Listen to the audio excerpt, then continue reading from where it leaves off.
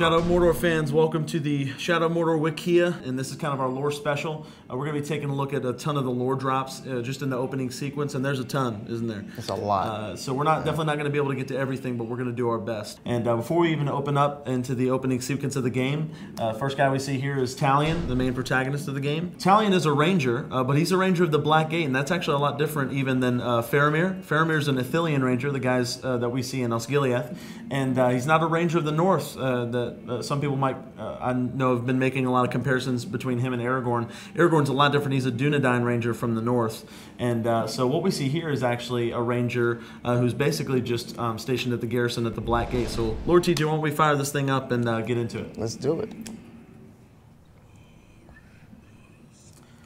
So the first thing you'll notice about the opening sequence before we even see anything on the screen is something that's really, really interesting that kind of harkens back to the opening to the Fellowship of the Ring film. And that's kind of the back and forth between Black Speech, which is the speech of Mordor, the speech of Sauron, and the narration of our very own Galadriel. Yeah. And tell us a little bit about Galadriel. Yeah, so Galadriel, one of the wisest and oldest beings inside Middle-earth, she was actually one of the original 3 elves who actually got the ring. Her ring was called, was it Nenya? Nenya, the Ring of Water. That's right. And so Galadriel is actually knows Celebrimbor pretty well, and we're going to learn more about Celebrimbor in just a little bit here. But they definitely have an interesting relationship because they were both from the Second Age back in the day in Middle Earth, and so we're going to see Galadriel basically setting up the game by saying that Sauron is back in Mordor now. This game is set in between the events of The Hobbit and The Lord of the Rings. Spoiler alert, if you haven't seen the third Hobbit movie or if you haven't read the book. Sauron is sacked at Dol Guldur by the White Council, which is Galadriel, Elrond, the leader of Rivendell, and Saruman before he turned, which is really, really interesting as well, and Gandalf as well. So they form the White Council. They drive Sauron out of Dol Guldur, which is an area, it's a big fortress right outside of Mirkwood, okay, where Thranduil and Legolas and those guys are from. And so what happens is Sauron, after being defeated, back in the day by Isildur in the Battle of the Last Alliance, between Gil-galad and Elrond, he then retreats to Dol Guldur, gets his butt kicked at Dol Guldur, and then gets back to Mordor to see that Gondor has now actually taken over the Black Gate. Now, and that's where we are right now. We're actually with Talion and his son fighting on the Black Gate. And a few interesting things that we need to know about the Black Gate. The Black Gate is in the northwestern part of Mordor, and it's definitely the most fortified area of Mordor. It's the biggest kind of entrance into the realm.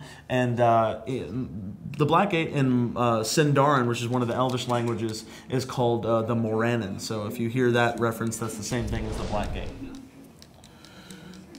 We see here Talion and his son Durhale. These are Monolith created characters, but if you want to find out more about these guys, we definitely have pages for both of them up on the Shadow of Mordor wiki, so you can check that out. They're fighting with their swords, Urfael for Talion, and then Akarn is the sword that his son has that eventually becomes Talion's dagger, right? Yeah. Who are we seeing here? Right now, we are actually seeing the orc, but this is not the same kind of orcs that you're actually seeing from the movies. The movies actually showcase 2 kinds of orcs. We had the regular orcs, and then we actually had Uruk-hai. These orcs are Uruks. Why don't you tell a little bit some about the Uruks? So some of the difference, some of the big differences in orcs, Uruk-hai, and Uruks, I know it can be a little bit confusing, is now orcs are kind of like the lesser race. They are basically...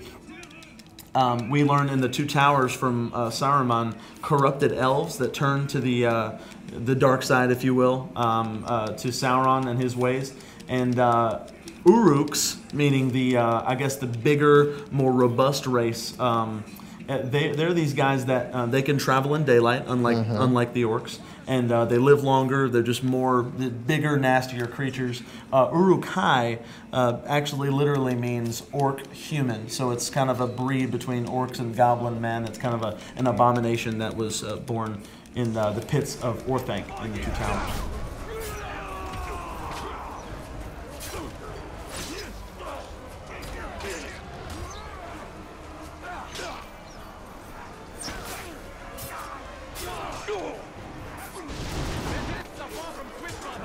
Remember, son, lunge deep and cut deeper.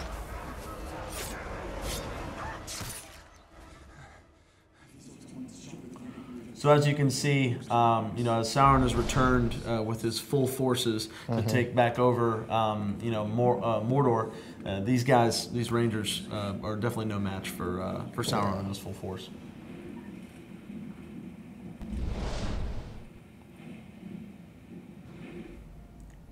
So we're seeing something pretty familiar visually here. We want to talk a little bit about what we're seeing right here. So we're pretty much seeing Talion actually going into the Wraith world. The Wraith world is something similar that you've seen inside the movies, and Monolith did a good job modeling it after what Peter Jackson had, that this is what you see when Bilbo or Frodo actually puts on the ring, and it actually allows you to see different things that the human eye really can't see. Yeah, and it's very, very interesting. Also, we got a little bit of dialogue there from a very, very special character we're going to be talking about towards the end of this video, and I'm really excited to talk a little bit more about him. But for now, we're jumping back into Talion's story, and you're going to see some really, really interesting stuff about Talion and his backstory, and this is his wife, Laura. And so as we are doing the right husbandly thing and taking some flowers to our wife, we're going to see some also really, really interesting things about some of the heraldry that Monolith has nailed visually in this game. The first thing we're going to see is some things that are really interesting about Talion's garb that he's wearing is on his back, as well as on the front of his tunic, on his cloak as well. We're going to see the Tree of Gondor motif, and the Tree of Gondor is. Why don't you tell us a little bit about that, Lord TK? So the Tree of Gondor, there's actually 4 trees, but the first tree was actually planted by Isildur, and the 4th tree actually began when Aragorn actually took reign inside the Return of the King. And what we can actually see here, we have 2 flags. Why don't you tell them about the 2 flags right here inside this building? So the 2 flags, and you're going to see a similar motif throughout the banners as well in this really fantastically designed Great Hall, is the 7-pointed star of Arendelle. And Arendelle was actually the first king of Numenor. Numenor was the big island city that was sunk by Ulmo, who is the Valar of water. It's a little Silmarillion reference for anybody who's read through the prologue of The Lord of the Rings. And a nice reference here is that those same flowers he actually gave his wife can be used inside the game to heal yourself. That's right, and all the foliage and flowers too that you gather in the game all have lore accurate names in Elvish as well, which is just fantastic. Really, really nice tidbit. You're seeing a little bit of the kind of social dynamic here, just brilliant voice acting, brilliant motion capture on the faces. But you're seeing a little bit of the backstory of Talion and Lorith. And what you really want to do, if you want to know more about these guys, is during the loading screens, actually, you're going to hear a little bit of really faint dialogue in the background. And that's actually going to tell you a lot about the backstory of why Talion and his wife and their son Durhael were actually forced to move from Minas Tirith to be stationed at the Black Gate. Really, really interesting stuff. When we're talking about different motifs and designs on Talion's armor, you can also see on his armbands, very, very similar to Boromir, who's captain of Gondor, and also on his sword, we're going to see a motif of the seagull's wings, and that's another really, really cool little just visual tidbit. You're going to see the seagull's wings on a lot of the captains, like the Fountain Guards at the top of Minas Tirith, and Gondorian captains as well. So what we're seeing here, some really, really interesting stuff. These are all Monolith created enemies, but they have some really, really amazing backstories. So we have the Tower here, who's got Lorith, and then the Hammer, who's taking care of Talion here, and is stopped from killing Talion by the Tower. Now, these 2 guys, really, really interesting backstories. Not technically in canon, but really, really true to the source material. The Hammer was actually one of the men that was actually with Isildur, who was the last king of Gondor before Aragorn, and he actually was on the fields at the plains of Gorgoroth and picked up Sauron's mace that he dropped when Sauron was defeated by Isildur. Really, really cool.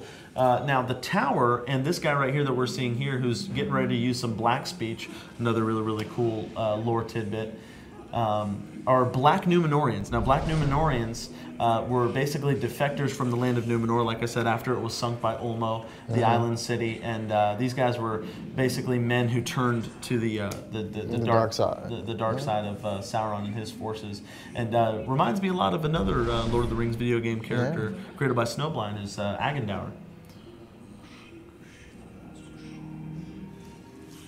So we see here, you know, Talion's family just brutally murdered right in front of him, which is one of the really interesting things about the relationship between Talion and the Wraith that's getting ready to be revealed here in just a second. And so I'm looking forward to people finding out who this guy is.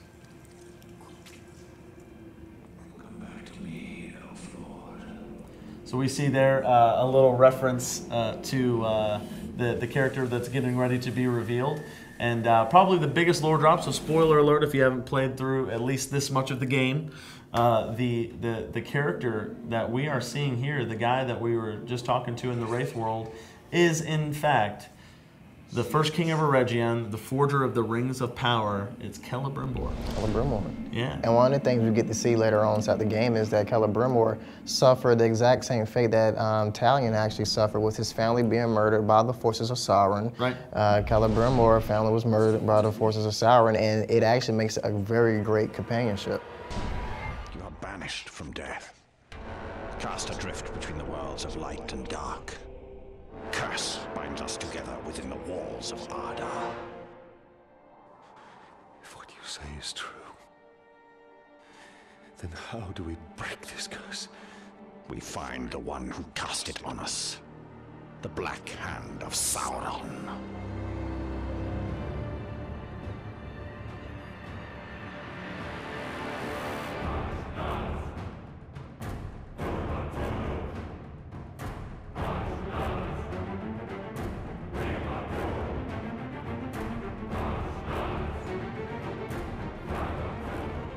It's been fun. Lord TJ, I hope you've had a good time. Yeah. And keep updated here, and we'll see you guys next time.